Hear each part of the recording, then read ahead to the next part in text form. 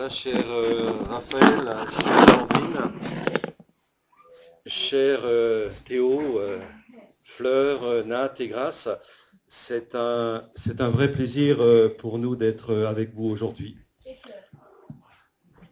Alors en plus, si vous n'écoutez pas Théo, ça ne pourra pas bien se passer, hein. Alors juste quand même une petite remarque pour Théo. C'est vrai que quand on a ton âge, ou celui de Fleur, bien entendu, ou celui de Nat ou de Grâce, on est jeune et beau.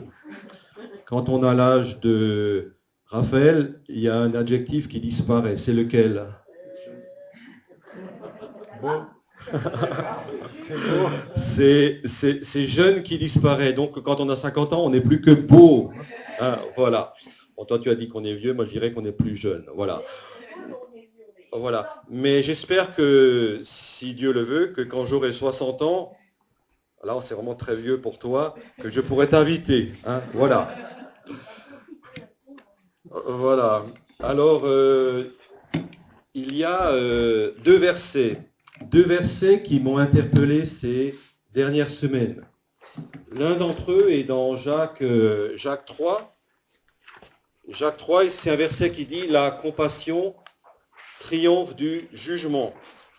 Jacques 2, verset 13. C'est pas Jacques 3, c'est Jacques 2, verset 13. Et puis, nous avons à Nancy un ancien, un responsable qui, quand il fait un message, il écrit tout. Et parfois, quand on n'est pas là, il m'envoie ce qu'il a écrit. Et la dernière fois que j'ai lu ça devait être le dernier message, je pense, il y a un ensemble de choses qui m'ont marqué. Ouais, du coup, en fait, il m'arrive d'être en déplacement et du coup, je lis le message un peu comme méditation du jour. Hein. Et donc, cet ancien, c'est Sungalo. Donc, si vous voulez, ses écrits, il rédige tous ces messages. Donc, c'est facile à étudier, même quand on n'est pas présent. Voilà. Alors, si vous voulez, ce matin, et un des versets qui apparaissait dans son dernier message, c'était le verset d'Apocalypse 3, cette fois-ci, 3, verset 20, qui dit quoi? Voici, je me tiens à la porte et je frappe. Si quelqu'un entend ma voix et ouvre la porte, j'entrerai chez lui, je dînerai avec lui et lui avec moi.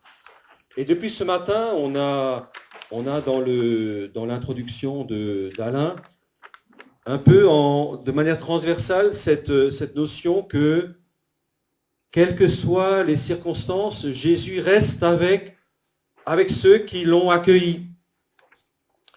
C'est un peu ce que ce verset dit. Voici, je me tiens à la porte et je frappe. Si quelqu'un entend ma voix, il ouvre la porte, j'entrerai chez lui, je dînerai avec lui et lui avec moi. Et comme Alain l'a évoqué, nous avions cette semaine à Nancy un épisode triste auquel on s'attendait malheureusement ces derniers temps. Donc une dame de 50 ans, tu vois, des fois on meurt jeune, hein, qui est décédée suite à une très longue maladie. Alors je ne vais pas m'attarder sur la situation, si ce n'est de dire que dans le verset qu'elle a souhaité mettre en premier plan, rien ne pourra jamais nous séparer de l'amour que Dieu a manifesté en Jésus-Christ notre Seigneur. C'est un peu comme si le verset d'Apocalypse 3, verset 20, elle l'a vécu jusqu'au bout et elle savait que ça allait continuer. Et dans un dernier échange que nous avions avec elle, elle disait son souci, c'est pas pour elle, parce qu'elle savait où elle allait. Et d'ailleurs, sa foi nous a touchés à beaucoup. Mais elle s'inquiétait pour ceux qui restaient.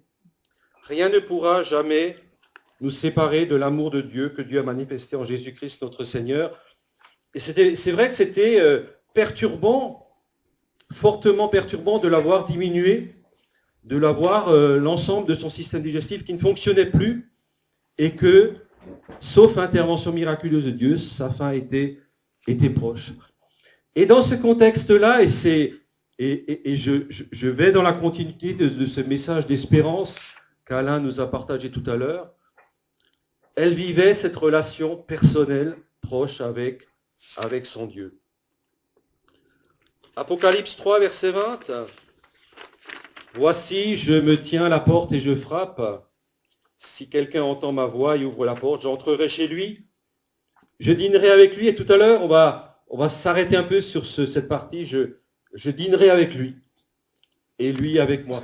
Mais que signifie cette invitation de Jésus-Christ dans l'Évangile? Et j'aurais presque tendance à dire que ce verset-là que Sungalo a mis en avant dans son message, c'est peut-être un des plus beaux versets de la Bible. Il se trouve qu'il est écrit tout à la fin dans le livre qu'on appelle l'Apocalypse. Et donc, on va s'arrêter un peu ce matin sur ce verset. Alors, on pourrait se dire, mais c'est quoi le lien avec l'autre verset qui m'a marqué ces dernières semaines? La compassion triomphe du jugement. Et en fait, j'ai vu le verset en étudiant justement le message de Sungalo, parce que Sungalo nous a rappelé le contexte de ce verset. Voici, je me tiens à la porte et je frappe. Si quelqu'un entend ma voix et qu'il ouvre la porte, j'entrerai chez lui, je dînerai avec lui, je vivrai avec lui au quotidien.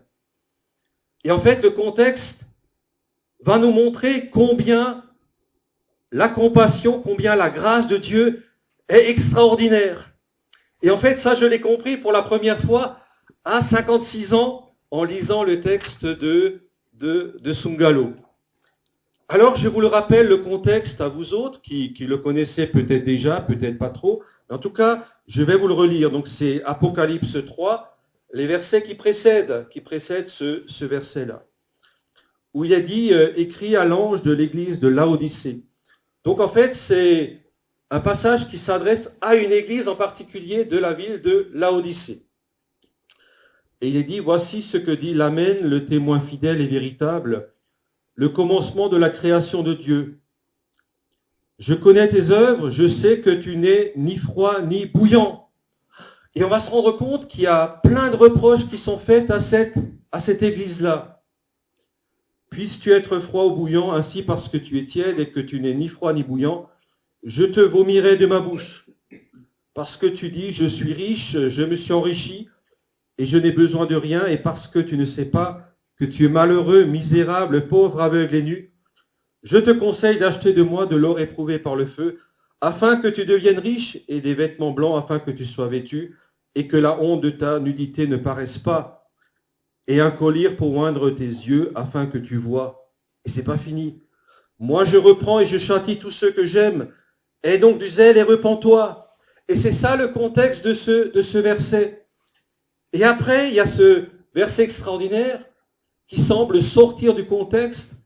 Voici, je me tiens à la porte et je frappe. Si quelqu'un entend ma voix, il ouvre la porte. J'entrerai chez lui, je souperai avec lui et lui avec moi. Alors j'ai pris un commentaire. J'ai pris un commentaire pour nous aider à mieux comprendre ce qui n'allait pas dans cette église. Et vous savez, on dit souvent que l'histoire se reproduit et peut-être qu'il y a des éléments qui peuvent nous concerner également aujourd'hui en 2020. Est-ce que cette église avait des qualités? Aucune. Le Seigneur n'en mentionne aucune.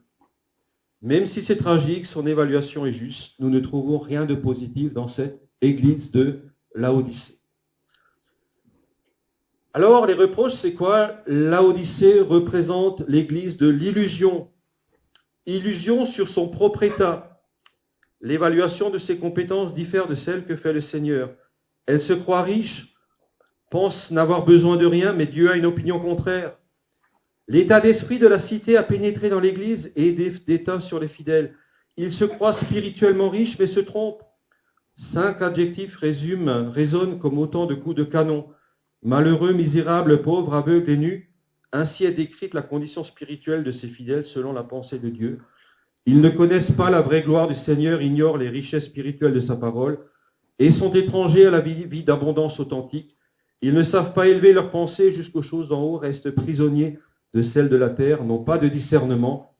Dans une ville où l'on soigne les yeux, et c'était le cas de cette ville-là, et fabrique un collier de qualité, les yeux de leur cœur sont dans un état pitoyable.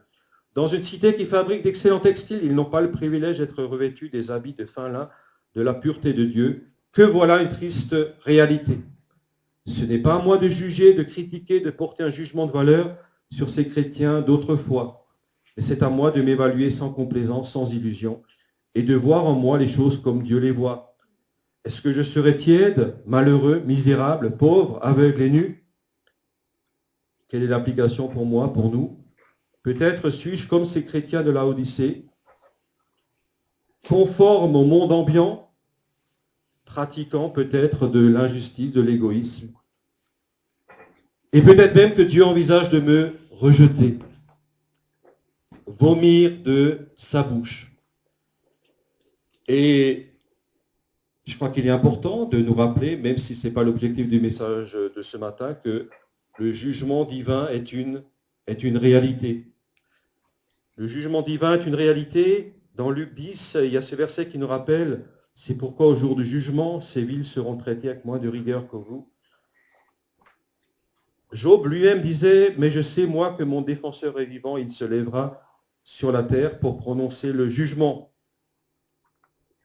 Et Jésus-Christ qui dit lui-même dans Matthieu 12, 36, « Or, je vous le déclare, au jour du jugement, les hommes rendront compte de toute parole sans fondement qu'ils auront prononcée. » Alors, je ne vais pas m'attarder ce matin sur ce jugement, mais je crois qu'il est important de rappeler que le jugement divin est une réalité. La Bible en atteste, la Bible en parle. Mais bonne nouvelle de l'Évangile, la compassion ou la miséricorde triomphe du jugement. Il y a quelque chose qui est plus grand, qui est plus important que le jugement, et c'est ce que Jésus nous propose. Alors je vous propose de nous attarder un peu, avant de revenir au début du verset d'Apocalypse 3.20, à cette expression « je dînerai avec lui et lui avec moi ». Tout à l'heure, pour la fête des 50 ans, nous aurons l'occasion de partager, non pas un dîner, mais un repas. C'est presque pareil. Et en réalité, vous savez comme moi que pour Jésus, le fait de partager un dîner ou un repas avec les uns les autres était très important. Et on va essayer de comprendre un peu pourquoi. Qu'est-ce que Jésus attend et pourquoi le repas ou le dîner est si important.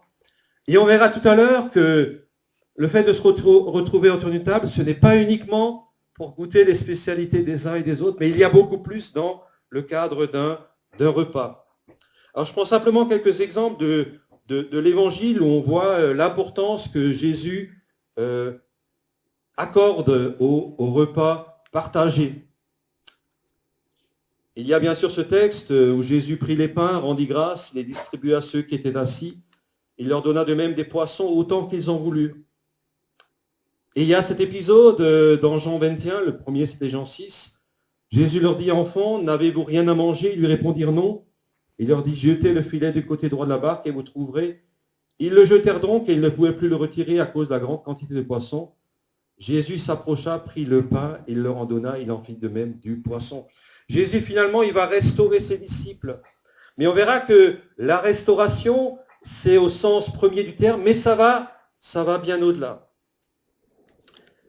Jésus avait parfaitement compris que le repas partagé répond à beaucoup des besoins principaux de l'être humain. Bien sûr, et le repas partagé va répondre aux besoins physiologiques, on en est conscient. Mais il va aussi répondre à des besoins de sécurité. Lorsque je partage un repas, lorsque nous partagerons tout à l'heure un repas, nous nous sentirons proches les uns des autres, dans un environnement stable où il y aura de la sécurité. Mais également ce troisième besoin fondamental de l'être humain, besoin d'appartenance et d'amour. Lorsque Jésus mangeait avec ses disciples, il partageait avec eux cette appartenance à une même famille et cet amour de Dieu qu'il partageait avec eux. On va ressentir tout à l'heure de l'affection les uns pour les autres parce que nous sommes interdépendants les uns des autres. Et puis, il y a même le quatrième niveau que l'on va retrouver dans ce repas partagé, les besoins d'estime, confiance et respect de soi, reconnaissance et appréciation des autres. Et lorsque Jésus partageait des repas, c'est tout ça qu'il vivait avec ceux qu'il rencontrait. Et on va se rendre compte que Jésus allait même plus loin. Il prenait le temps de partager les repas avec même ceux qui n'avaient rien à voir avec la foi authentique. Dans Marc 2, comme Jésus était à table dans la maison de Lévi, beaucoup de publicains et de gens de mauvaise vie se mirent aussi à table avec lui, avec ses disciples, car ils étaient nombreux et l'avaient suivi. Les scribes et les pharisiens, le voyant manger avec les publicains et les gens de mauvaise vie, dirent à ses disciples, « Pourquoi mange-t-il et boit-il avec les publicains et les gens de mauvaise vie ?» Ce que Jésus, ayant entendu, leur dit, « Ce ne sont pas ceux qui se portent bien qui ont besoin de médecins, mais les malades. Je ne suis pas venu appeler des justes, mais des pécheurs. » Et quel lien avec Apocalypse 3 ? Finalement, Jésus, il veut venir à la rencontre, y compris de ceux qui sont complètement passés à côté de ce qu'est véritablement l'évangile. Jésus veut venir à la rencontre de ces personnes qu'on nomme des publicains, des gens de mauvaise vie. Et pourquoi ? Pour justement pouvoir les rencontrer, pour pouvoir dîner avec eux, pour pouvoir vivre avec eux. Et là, je réalise que la compassion de Dieu ou la grâce de Dieu, elle dépasse, elle triomphe du jugement. Bien sûr que le péché, il est incompatible en la présence de Dieu. Mais la volonté de Dieu de réconciliation avec l'homme, de venir à la rencontre de l'homme pécheur, y compris très éloigné de Dieu, elle est plus grande. Et Jésus, il veut venir à la rencontre, il veut rentrer dans ta maison. Et là, dans son verset-là, la maison, c'est ma vie, c'est mon corps. Jésus veut venir à ma rencontre, il ne va rien forcer, il va frapper à la porte, il va me proposer de le rencontrer. Et ensuite, il veut aller plus loin. Ce n'est pas simplement un salut offert comme une garantie, comme un gage de passage de l'amour à la vie, mais c'est une vie quotidienne partagée. C'est un dîner, c'est un repas partagé avec lui. Alors ce matin, chère famille, chers frères et sœurs, chers amis, y compris chers amis de l'Université de Lorraine, que j'ai retrouvé ce matin, eh ben, quelque part, je suis dans la joie. Je suis dans la joie parce que Jésus-Christ frappe à la porte de ceux qui sont le plus éloignés possible de lui. Alors ce matin, je ne sais pas où vous en êtes. Je sais à peu près où j'en suis. Et des fois, je me pose des questions. Mais je ne sais pas où vous en êtes. Mais quelle que soit aujourd'hui votre situation, ta situation face à l'Évangile, sache que tu n'es pas pire que les chrétiens de l'église de Laodicée. Tu n'es pas pire que ces publicains et ces gens de mauvaise vie. Et de la même manière que Jésus est venu à la rencontre et qu'il leur propose étonnamment ce verset, « Je suis à la porte et je frappe. Si quelqu'un entend ma voix, ouvre la porte, je viendrai vers lui. » Et bien de la même manière ce matin, Jésus-Christ nous dit, je frappe à la porte. Tu es libre de me recevoir. Mais si tu me reçois, si tu ouvres la porte de ta vie, eh ben je viendrai chez toi et je vivrai avec toi. Et alors, chers frères et sœurs, les uns et les autres, nous pourrons vivre la situation qu'a vécue notre sœur Isabelle et qui, jusqu'au bout, savait que sa vie allait s'arrêter. Elle le savait. Elle l'a dit à ses proches quelques jours avant. Et puis elle savait qu'elle irait là où effectivement son Seigneur l'attend. Quel témoignage magnifique. Mais quel témoignage tout simplement de quelqu'un qui a vécu pratiquement ce verset. Alors pour finir, j'aimerais m'adresser plus particulièrement à Raphaël, le pasteur, mais en fait pour lui dire qu'il est pour nous un encouragement. Un encouragement pourquoi ? Parce que quelque part, il cherche à mettre en pratique les versets suivants. Marc 16, 15, il leur dit, Jésus parle à ses disciples, « Allez dans le monde entier annoncer la bonne nouvelle à tous les hommes. Celui qui croira et qui sera baptisé sera sauvé, mais celui qui ne croira pas sera condamné. » En fait, en réalité, Raphaël, de ce que je perçois, alors vous le connaissez tous, peut-être sous toutes sortes d'angles, Raphaël a véritablement un cœur de faire connaître cette bonne nouvelle de l'Évangile au plus grand nombre. Et quand il organise des conférences à Épinal, parfois à Nancy, en fait, son objectif est vraiment de faire connaître cette bonne nouvelle, parce qu'un jour, Jésus-Christ a frappé à la porte de son cœur. Raphaël lui a ouvert la porte. Je ne sais plus exactement comment, il vous le dira un jour si vous le souhaitez. Et puis, depuis, il vit cette relation personnelle et riche avec son Seigneur, qui est devenu aussi son sauveur et son ami. Et puis, il y a ce verset, Raphaël, Romains 10, 13, que tu connais sans doute par cœur. Tous ceux qui feront appel au Seigneur seront sauvés. Mais comment feront-ils appel à lui s'ils n'ont pas cru en lui ? Et comment croiront-ils en lui s'ils ne l'ont pas entendu? Et comment entendront-ils s'il n'y a personne pour le leur annoncer? Et comment y aura-t-il des gens pour l'annoncer s'ils ne sont pas envoyés? Aussi est-il dit dans l'Écriture qu'ils sont beaux les pas de ceux qui annoncent de bonnes nouvelles. Du coup, Raphaël, pour nous, Nancéens, tu es en quelque sorte ce que nous souhaiterions être aussi. Des femmes, des hommes qui faisons connaître cette bonne nouvelle de l'Évangile parce que nous l'avons découvert nous-mêmes. Et donc, nous voulons t'encourager. Nous voulons t'encourager parce que nous savons que c'est l'appel de Dieu lui-même. Matthieu 28, 18, alors Jésus s'approcha d'eux, c'est toute la fin de l'évangile de Matthieu, et leur parla ainsi, j'ai reçu tout pouvoir dans le ciel et sur la terre, allez faites dans le monde entier des disciples parmi les peuples, baptisez-les au nom du Père, du Fils et du Saint-Esprit, et apprenez-leur à obéir à tout ce que je vous ai prescrit. Et voici, je suis moi-même avec vous chaque jour jusqu'à la fin du monde. Je suis avec vous tous les jours jusqu'à la fin du monde. Et ça renvoie à ce texte, j'entrerai chez toi, je dînerai avec toi et toi avec moi. Alors ce matin, chers frères et sœurs, je suis dans la joie, malgré la tristesse de ce décès de cette semaine. Je suis dans la joie parce que je sais que Jésus-Christ souhaite une relation personnelle et durable avec chacune et chacun d'entre nous. Alors pas uniquement une relation pour avoir un espèce de bon pour aller au paradis, mais une relation quotidienne, jour après jour.